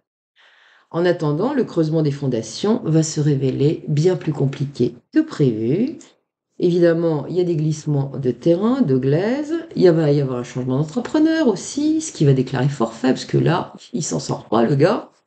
Il faut ressonder les salles, on recommence à zéro. Donc, il va y avoir des puits d'exploration qui vont être creusés, ce qui va occasionner évidemment des dépenses supplémentaires. Et, et maintenant, il faut y aller et il faut creuser de plus en plus. Et on va creuser pour trouver la parade aux difficultés bien plus profond. Vous le voyez là sur la photo, si vous regardez en dessous le Sacré-Cœur, vous voyez ce qu'il y a. Eh bien, c'est une véritable forteresse souterraine qui va occasionner à elle seule 8 millions de francs de dépenses, alors que le coût du Sacré-Cœur avait été évalué à 7 millions. Vous vous rendez compte de la note? Il faut dire qu'on a construit un truc en dessous. Hein. Et oui, pour soutenir le futur édifice, il va falloir enfoncer dans le sol 83 piliers à 33 mètres de profondeur, reliés entre eux par de solides arcatures. On va extraire du sous-sol des milliers et des milliers de mètres cubes de terre meuble qui vont être remplacés par des coulages de maçonnerie. Les dépenses ne vont faire qu'augmenter au fur et à mesure de l'avancement du chantier, alors que concomitant, les dons commencent à battre de l'aile. Et afin de ne pas courir à la catastrophe, on n'a pas d'autre choix que celui de demander à l'architecte Abadi de ralentir les travaux. Ah oui, en attendant que ça rentre à dos. Et un certain Rode Fleury, qui avait soutenu avec ardeur le projet d'édification de la basilique du Sacré-Cœur, va avoir une belle et géniale idée. Et pour faire rentrer de l'argent dans les caisses, il dit qu'il a l'idée de proposer aux fidèles et aux groupes et aux œuvres d'acquérir une pierre sur laquelle leurs initiales seront gravées. Donc vous avez des tas de pierres au Sacré-Cœur que vous voyez sur les murs, c'est ces pierres-là. Cette proposition va être un succès, donc elle est connue sous le nom de souscription des pierres. Et au début de l'année 1878, il y avait déjà 600 achats de pierres. Et ça ne va pas s'arrêter là. Des comités diocésains vont fleurir dans tout le pays, vont multiplier les appels aux dons et les quêtes. Des visites de chantier sont organisées. Et ça rapporte mensuellement entre 3 et 4 000 euros. Francs, pardon, excusez-moi. On va encourager la création de chapelles particulières dans la basilique et dans la crypte. Elles seront financées par les dons de ceux qui les souhaitent. Et c'est ainsi que les députés catholiques de l'Assemblée nationale ont fait vœu d'avoir leur chapelle particulière à l'intérieur du Sacré-Cœur. Ça sera le cas pour l'armée de l'air, la marine, la magistrature et le barreau de Paris. De même que la médecine et les beaux-arts. Tout le monde veut sa chapelle qui lui est dédiée. Voyez-non, évidemment, denier sonnant et trébuchant. Il y aura également des groupes de 10 personnes baptisées les décades qui vont se multiplier et qui vont s'engager à verser un peu d'argent. 1 à 2 sous par mois et par personne sur une période de 5 ans pour financer l'édifice. Ça va permettre ainsi aux plus pauvres de participer. Il va y avoir aussi la souscription des 1000. 1000 personnes vont faire chacun un don de 1000 francs. Vous vous rendez compte? Les Français ne vont pas être les uniques et généreux donateurs. Les Suisses vont mettre la main à la poche, ainsi que nos cousins de la Nouvelle-France, les Canadiens. Peu le savent, mais la chapelle Saint-Jean-Baptiste que vous trouvez au Sacré-Cœur a été financée pour la plus grande partie par les dons venus du Canada. C'est pour ça que les Canadiens aiment peut-être le Sacré-Cœur, allez savoir. Il y a encore un don en nature qui sera envoyé par le Liban, par l'archevêque maronite de Beyrouth, qui va remercier la France d'avoir toujours fait en sorte de protéger les chrétiens d'Orient, pardon. Et cet archevêque va faire en sorte qu'un précieux cèdre plusieurs fois centenaire, abattu par les vents lors d'un violent ouragan, arrive jusqu'à Paris. Son bois sera utilisé pour fabriquer les marches, les gradins et les supports des stalles du chœur. Donc, quand vous allez au Sacré-Cœur, vous savez que c'est le cèdre du Liban de l'archevêque du Liban qui est là, vous voyez. Et puis il y a la Savoyarde, la célèbre cloche savoyarde. Ben voilà, parce que la cloche du Sacré-Cœur, c'est la Savoyarde. Elle était évidemment offerte par la Savoie. Vous voyez, c'est une énorme cloche. Voilà. Donc les travaux commencent lentement, sûrement, mais ça y va, ça roule, si je puis dire. Sur ces photos, vous pouvez voir les ouvriers qui travaillent sur les fondations. C'est pas rien, vous voyez, un petit peu, c'est incroyable, hein. Et on va pas attendre l'achèvement de la basilique pour célébrer une première messe. Le 21 avril 1880, monseigneur Guibert va la célébrer dans l'une des chapelles de la crypte. Et la basilique va continuer peu à peu à émerger de sous la terre. Et tout cela va hérisser sérieusement le poil des anticléricaux du pays, qui s'énervent de voir le chantier progresser. Et ils vont décider de se mettre le bazar maintenant, ceux-là. Ils vont même se déchaîner. Il est temps de mettre un terme à ces travaux d'infamie. La religion dehors, vive la laïcité. Et c'est ainsi ils vont attaquer l'œuvre du vœu national et organiser des manifestations au cours desquelles ils clameront à plein poumon que le Sacré-Cœur est un déshonneur pour Paris et qu'il serait temps que les Parisiens en prennent conscience. Ils vont jurer haut et fort qu'ils commettront toutes les actions possibles pour arrêter le chantier. Et c'est à ce moment que le conseil municipal de la ville de Paris va décider à son tour de se réveiller. La majorité de ses membres qui ne goûtent pas la calotte considèrent que la construction de ce temple, comme certains d'entre eux ont baptisé la basilique, est un blasphème contre la Révolution. Et allez donc. Le conseil municipal de Paris va donc adresser une pétition à la Chambre des députés demandant le retrait immédiat de cette scandaleuse loi du 24 juillet 1873 qui a autorisé l'édification du Sacré-Cœur. Et en décembre 1880, un projet de loi visant à annuler cette maudite loi de 73 sera donc déposé et des discussions engagées. Et c'est alors qu'un certain Georges Clémenceau, futur héros de la Grande Guerre, de la future Première Guerre mondiale, va donner de la voix. Celui-là va clamer haut et fort que la loi de 1873 est de la provocation, une loi de provocation et de défi, dirigée non seulement contre la ville de Paris, mais aussi contre la France.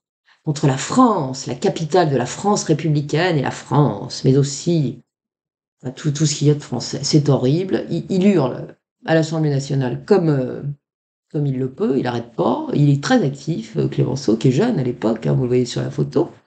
Il va s'insurger avec virulence contre le fait qu'on veuille imposer à la France, via le culte du Sacré-Cœur, un culte de pénitence et de contrition.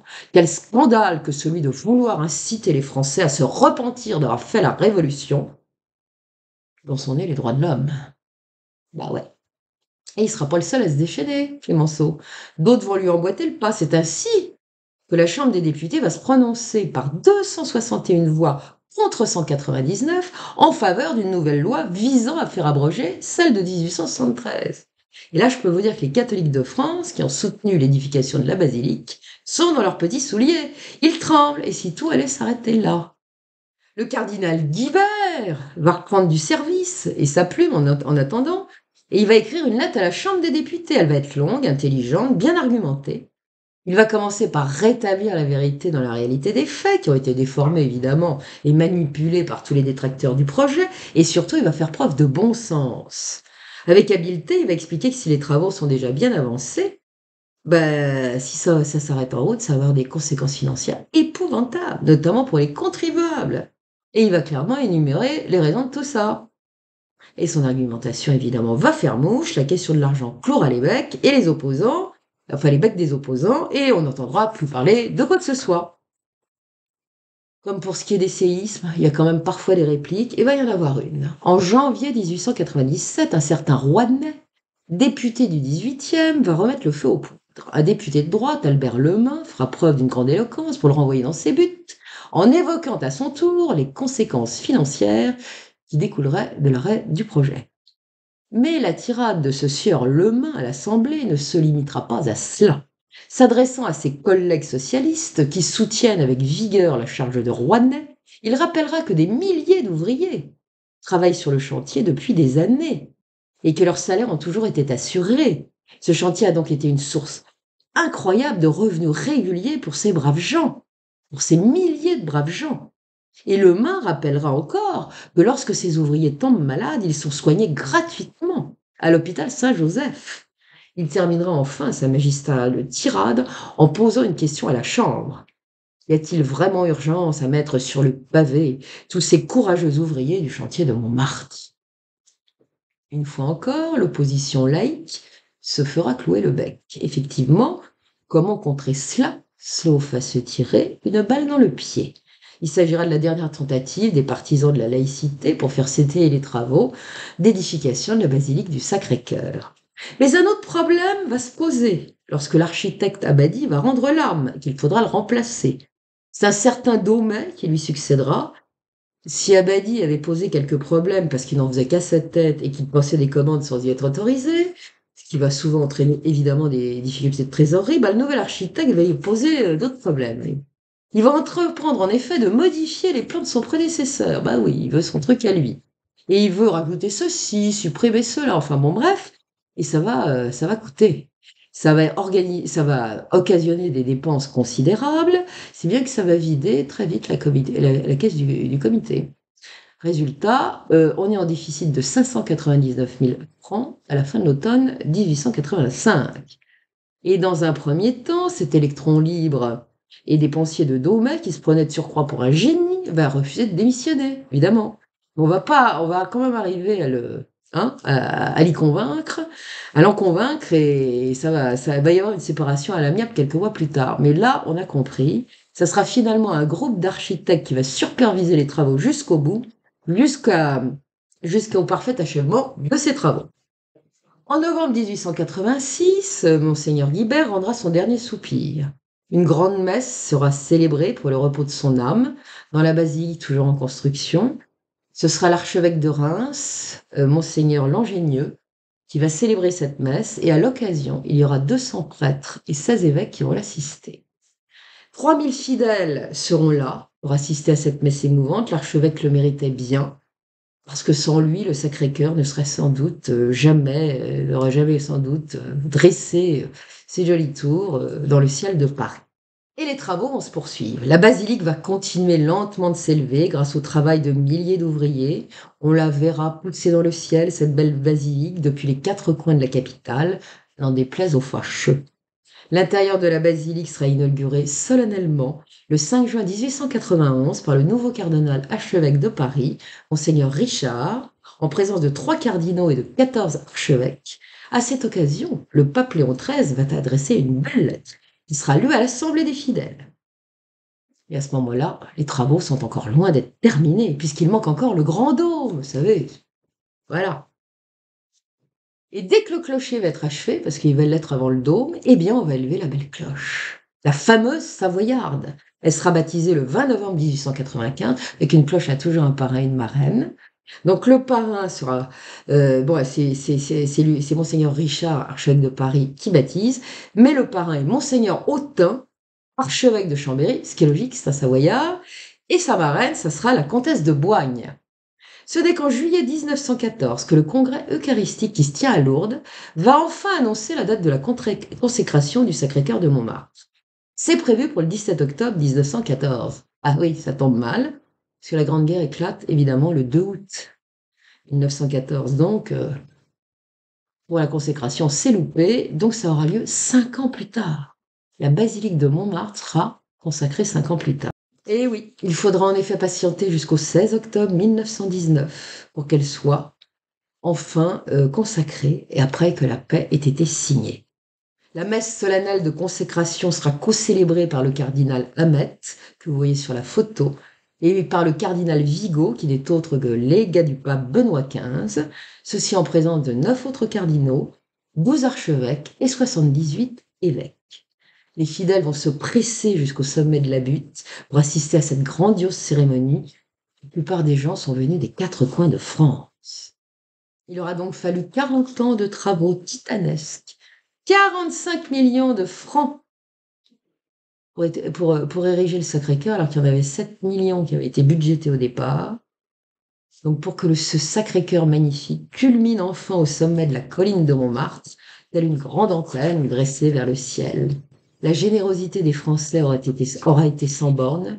puisque ce ne furent que leurs offrandes et leurs dons volontaires, ainsi que ceux de certains étrangers, qui ont permis que le projet soit mené à bien en dépit des multiples embûches et des oppositions. Si vous n'avez jamais mis les pieds à Montmartre, il est temps de réparer cet oubli, mes amis, en vous promenant dans ces jolies rues, et bien entendu en visitant le Sacré-Cœur, qui rappelle au monde que depuis la nuit des temps, la butte de Montmartre a toujours été une montagne sacrée. Et alors pour ceux qui sont croyants, moi je l'ai fait 3 fois, je suis pas très pratiquant, faut quand même le dire, mais j'y suis allée. Parce que c'était le prêtre qui m'a fait visiter la basilique, qui m'a dit: «Il y a une prière perpétuelle, vous pouvez prier la nuit». Je suis allée 3 fois, alors ce sont des franciscaines, je crois, qui tiennent l'hôtellerie. On rencontre des gens du monde entier. Ils sont vachement sympas. J'ai discuté avec des Australiens, des tas de gens, et j'ai fait mon quart comme sur les bateaux. Et j'ai choisi le quart en plein creux de la nuit, c'est-à-dire 1 heure, 4 heures.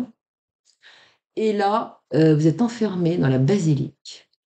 Vous êtes tout seul, la plupart du temps, dans cette heure creuse de la nuit, 2 à tout casser. Et c'est absolument extraordinaire.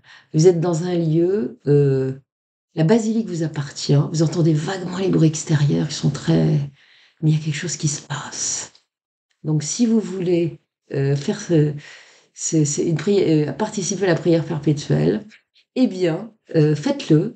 Vous avez des petites cellules pour vous reposer, hein, dans l'enceinte de la basilique. C'est un bâtiment adjacent, et vous serez très bien accueillis par les religieuses, et vous rencontrerez des gens du monde entier qui sont absolument charmants, avec lesquels je vais passer de bons moments. Voilà.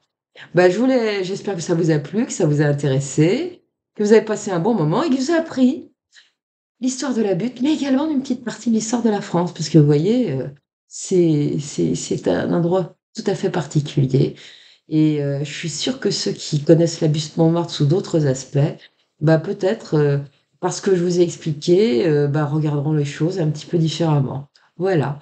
Je vous remercie de votre attention, je vous remercie de votre gentillesse, de votre amitié, de tout ce que vous faites pour moi.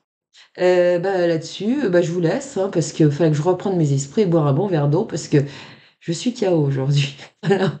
Je vous embrasse, je vous dis à bientôt. Portez-vous bien, et la prochaine fois, on va revenir à nos amours ufologie. Voilà. À bientôt. Merci. Au revoir.